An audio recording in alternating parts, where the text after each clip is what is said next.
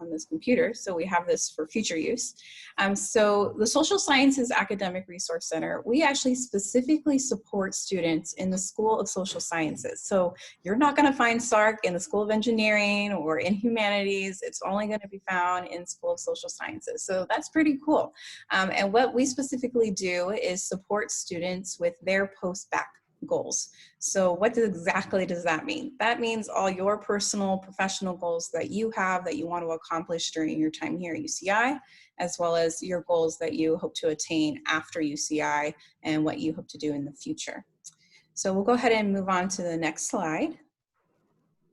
All right, so a little bit about our services. So one of our primary services is providing consultations to School of Social Science students.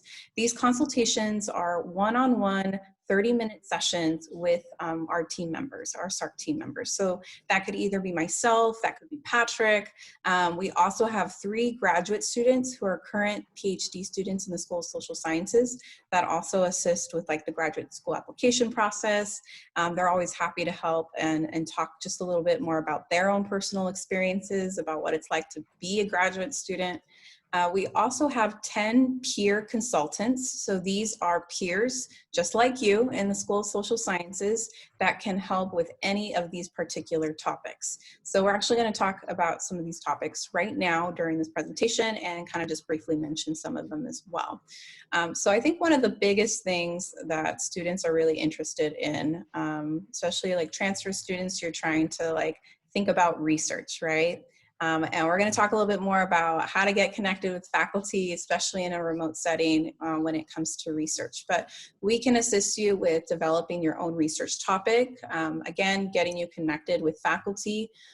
Despite being remote, there's actually still research opportunities on campus. Yes, very limited and very much essential. Only about 30% like essential research right now. But there is a lot of remote research positions happening too. And you can also just conduct your own personal research as well, just to be able to kind of build upon that skill set. Another big thing is graduate school. Some of you might be pursuing a master's degree or a PhD in the very near future. We can talk to you a little bit more about what that timeline might look like. So, you know, for those that are going to be here 2 years, 3 years, you know, your time's going to go super quick. And so we want to make sure that you're on the right track to be able to feel confident in kind of pursuing this process and submitting your applications. We can take a look at your personal statements. We can take a look at your CV, for example. So these are just some things that we can certainly help you with. Another big thing is asking for faculty for letters of recommendation. We can show you where to start with that in developing an academic portfolio. Another thing is internships. So you're probably more thinking of wanting more career opportunities and building your resume right now. There is a lot of remote opportunities still available internship-wise. And so we can tell you a little bit more about on-campus opportunities, off-campus opportunities, remote, in-person, and so forth. So you can kind of start building those really important competencies in the workplace. And then also in the School of Social Sciences, we have a lot of available scholarships as well, specifically for social science students. UCI also has scholarships available just kind of for any UCI student on campus. There's also the Scholarship Opportunities Program. This is for more prestigious scholarships, so national scholarships. So we can help you kind of pinpoint the right scholarship that would be the best fit for you and that you would be considered competitive for. We can take a look at your application materials and make sure that you feel good to go when submitting all of that stuff. And then last but not least, we can help you with leadership. I know a lot of transfer students often feel like their time is short here at UCI, but no, it can be very fulfilling if you decide to be engaged and get involved, and clubs are very much still kind of on for the academic year. It's just going to look a little bit differently, probably meeting remotely, but UCI has over 600 clubs here on campus, and you're bound to find something that's the right fit for you.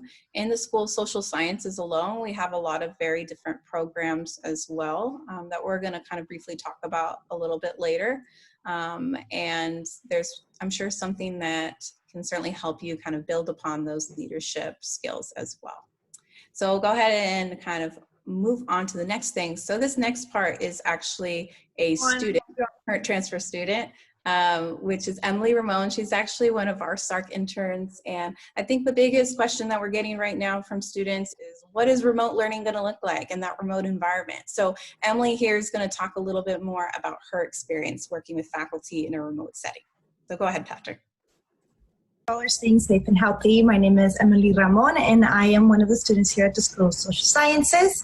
So I would like to start off and say that UCI, these past few years, as a transfer student, has truly offered me so many resources and opportunities. And I have met some of the best people, and I have created friendships, and I have gained mentors that I never knew I could achieve. And in terms of remote learning, compared to the quarters where we would go in person, these professors have truly been really supportive and encouraging. And remote learning was scary at first, but after the first quarter of remote learning, I realized that it is doable. And as a person who thought that they weren't meant for online courses, aka myself, I did great my last quarter. So I hope that doesn't discourage you, because it's truly an amazing campus, and regardless, remotely or not, there's still so many resources and opportunities and people to meet. So yeah, I hope you take care and stay safe. Awesome. Thank you, Emily. Well, she's not here right now, but she's here virtually with us. So we'll go ahead and move on to the next slide. So, what Emily is talking about is our faculty here on campus, and our faculty here specifically in the School of Social Sciences. This picture actually right here is actually an actual picture of one of our faculty, Professor Anita Casavantes Bradford, within the Chicano Latino Studies Department. And she's actually the founder of the First Generation First Quarter program, which I highly encourage you to check out. We can send you some more information about that as a transfer student and first gen student. Is something that you can take advantage of. But in the School of Social Sciences, we actually have 179 distinguished faculty, and they are very much here to support you and your endeavors and your goals. And we just cannot stress enough how important it is to make sure that you are building relationships with faculty, because this essentially can open up so many more doors to research opportunities, as well as internships, or as well as scholarships, and beyond other things. And so we're going to talk a little bit more now, specifically tips that you can do, actively be engaged in order to connect with faculty. So go ahead and hit that button, Patrick. All right, awesome. So searching for faculty and learning more about faculty. Each department and each school actually has their own faculty directory. And so for social sciences, you can actually visit socsci.uci.edu/profiles to learn more about the faculty that you'll be taking classes with, or maybe just wanting to browse what faculty exists in the School of Social Sciences. We encourage students to make sure that they learn more about these particular faculty members by reading their scholarly work. So maybe that's taking a look at their journal articles, their books, reading more about their research interests. Sometimes on these profiles, they might have their resume, their curriculum vitae, or perhaps like their own personal website. So you can do a lot of digging on the social science website to learn more about your faculty. But so important is just to do your research on who you're trying to connect with and who you're trying to learn more about. Another thing is office hours. So I know that we got a question of like, are office hours happening? How does this work? And so yes, they certainly are. A lot of professors do have virtual office hours. You can just locate this on hopefully your syllabi. It's probably going to be on there. If it's not as clear on the syllabi of when your professor's office hours are, virtual office hours, you can actually just contact the department directly, and most likely they will have that on hand. And then, when in doubt, just email the professor and just ask them, when are your virtual office hours? And they might sometimes do by appointment only. And so that's only something that you won't know until you ask, right? One thing that we would like to challenge you during your first quarter here at UCI, or just maybe even during the summer, is actually scheduling an informational interview with professor. And so what an informational interview is exactly what it sounds like. Just gathering more information about who that person is, what is their personal and professional trajectory, how did they get to where they are today. Now I know it's not as easy as it sounds, because you are, putting yourself out there, but It's, you know, they are humans too. Remember, faculty are humans, and they're more than willing to do this. And that's what office hours are for, is just to get to know them more, to ask your questions, and to have them help you as well. So you can certainly reach out and just, you know, ask to interview them. It's not like you're asking for an internship position or a research position, but you know, having an informational interview can provide those building blocks to be able to hopefully to feel more comfortable and to build on that relationship, so that potentially they might say, actually, you know, your experience sounds great. I would love to have you to be a part of my lab.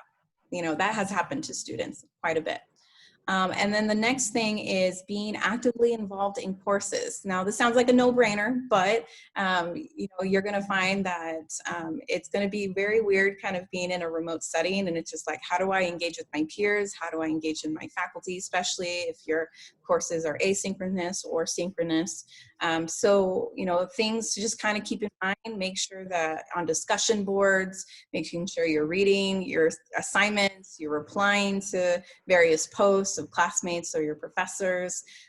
Make sure that you're actually doing the assignments, doing the homework. If it's like in a Zoom setting like this, make sure you have your camera on, that you're engaged. I know a lot of students like to turn their videos off, but it's so important that they get to know you and your face, your beautiful face. You want to show that, right? So there's also many opportunities to like be able to reach out, hopefully, to your classmates. There might be like a list of who's in your class, or maybe you can ask your professors if like, oh, I want to create the study group. Maybe you have like a Google form that people sign up for, and then they can kind of voluntarily put themselves interested in that, something like that. And that's kind of tips for engaging with faculty. I think we'll go ahead, unless Patrick, you have anything to add, we can go ahead and move forward. Oh, yeah. One of the things that you might want to consider when you're talking to faculty is that they have specific times for you, and a lot of our faculty, as Emily mentioned in the video that she provided, they're all very understanding of the situation that is happening at hand. So this is actually probably one of those things where you might be able to take advantage of the situation and actually want to talk with faculty. I know some of my students have actually been very comfortable with the fact that they don't actually have to meet in person, because you don't really have to read too much about verbal cues when you're doing something online. It might be easier depending on how you feel about the interaction as well. So just something to really think about.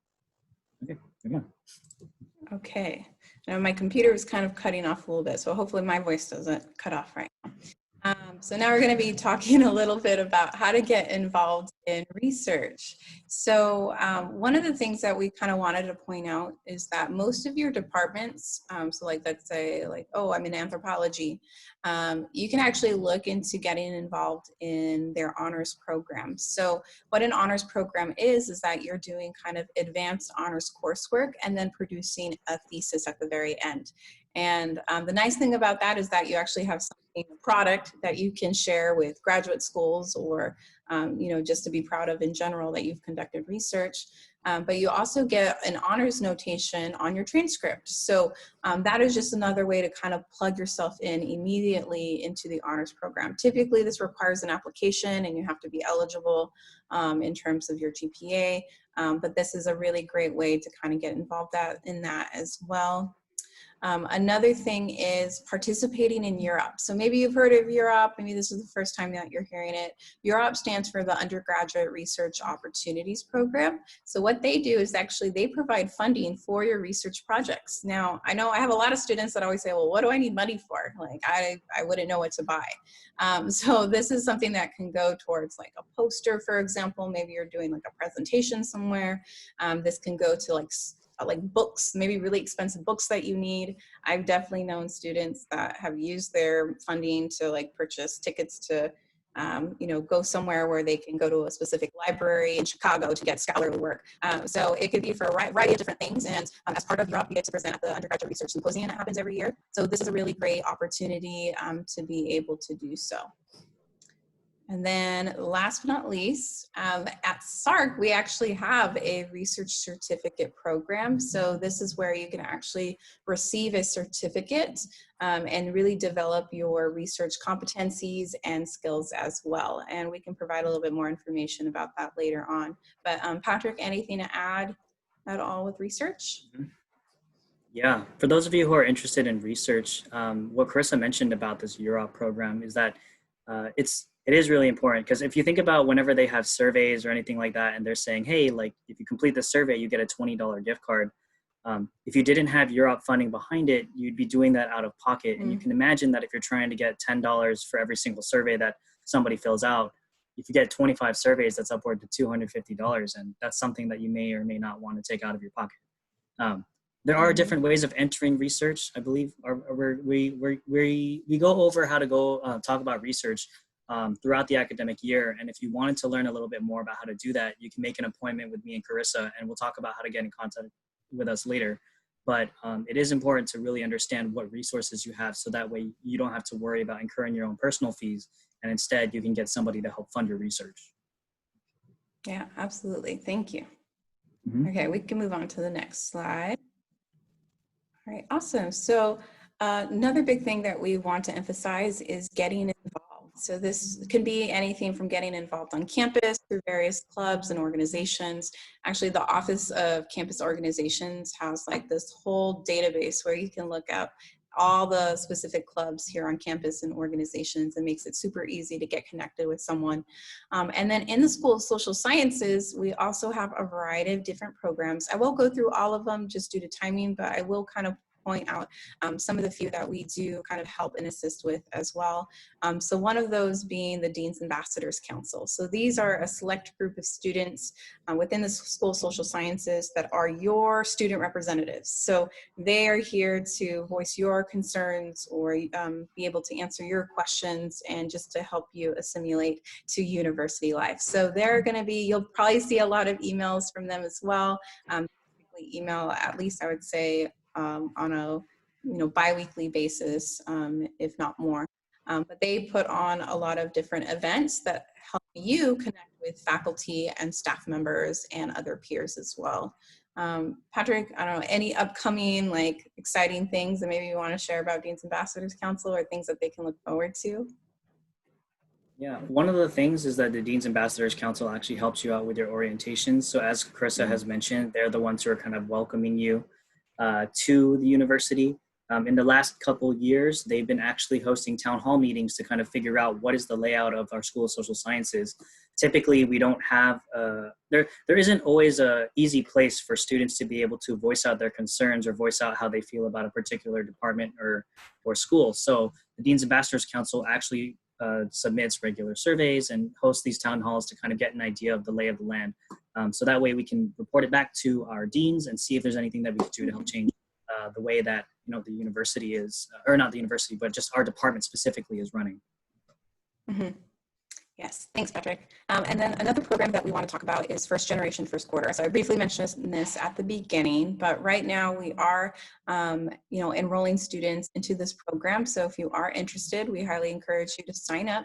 But what this is a quarter-long program where you join various workshops and activities with our student leaders, our mentors. So these are students just like you who are first generation students.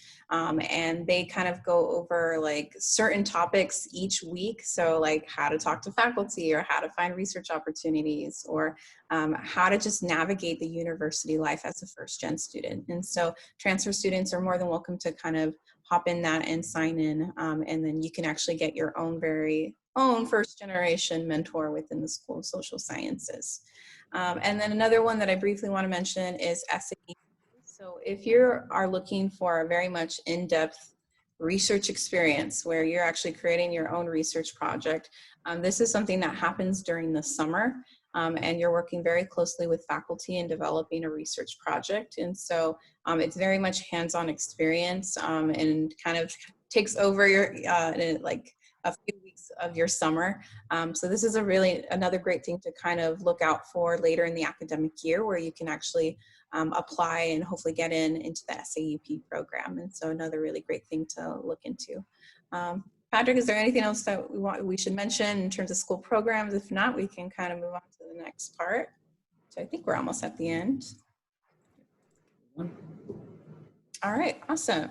So we wanted to share with you what the Social Sciences Academic Resource Center actually looks like. So this is a picture, hopefully you can check it out. We recently got some new furniture, but unfortunately we had to kind of leave before we were able to kind of you know, use it up. So once we come back, it's going to still be very fresh for you to be able to take advantage of it.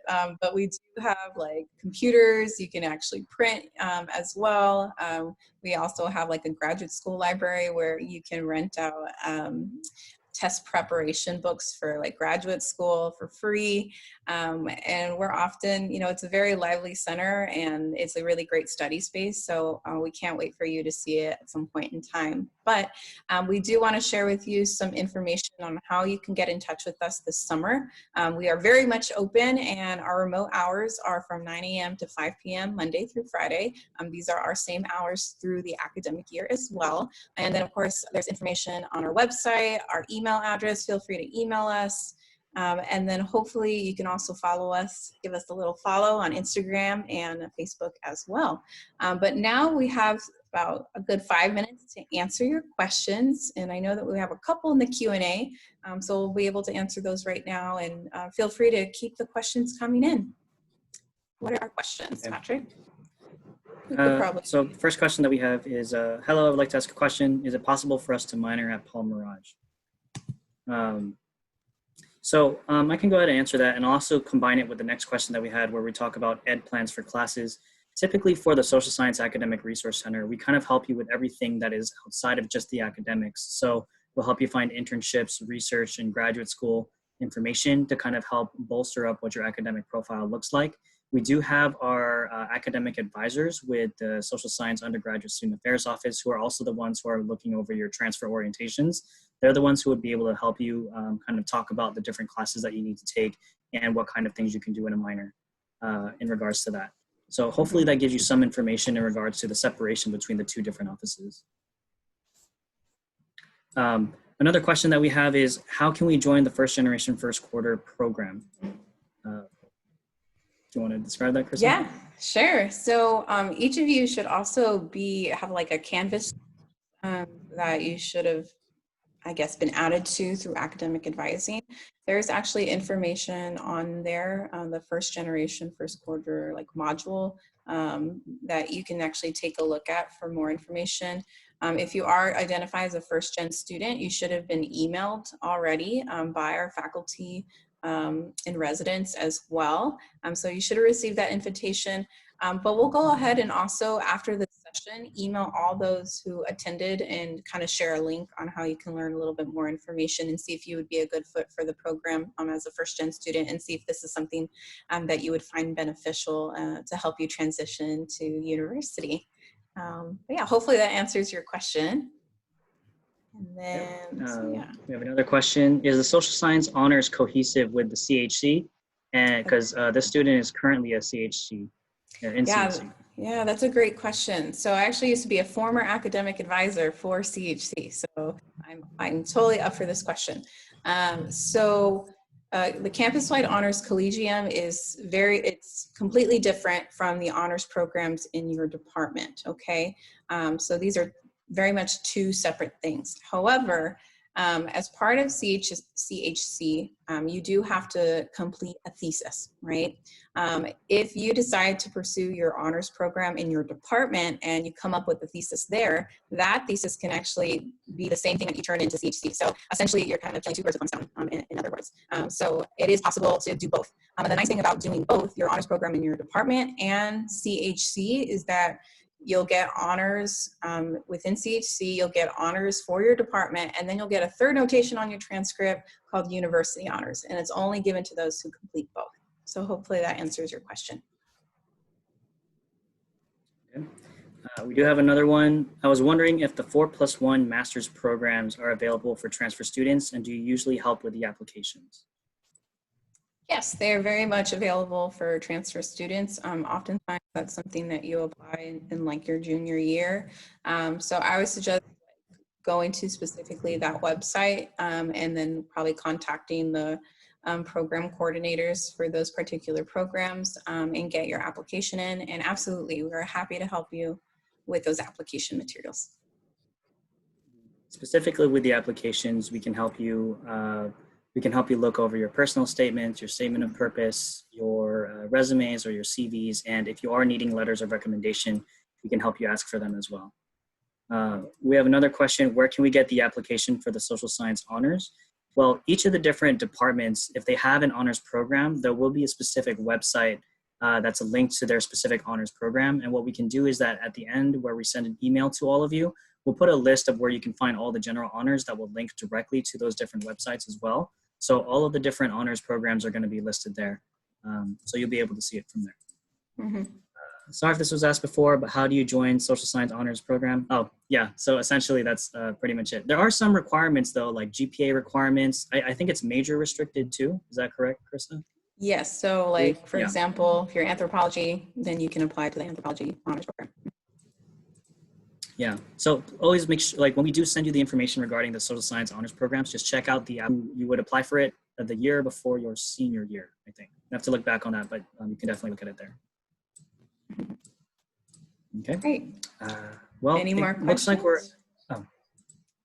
Any more questions, I guess, Patrick? no more questions. But we are coming up to the end of our time session. So great. Well, thank you so much all for joining us today, and thank you for submitting your questions. Again, feel free to reach out to Patrick or I through ssarc.socsci.uci.edu. And again, thank you so much, and we look forward to seeing you at some point in time. Take care. Oh, we do have a quick question. Where will this be posted? So we do actually have a YouTube channel where we post all of the different events that we have. I can quickly share it in the chat, I think. Or you could just look up ssarc.UCI.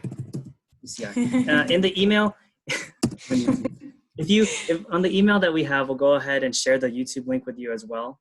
So that way you can see it just in case you missed out some information or you want to get the slides as well. Okay? Yes. Awesome. All right. Thank you all so much.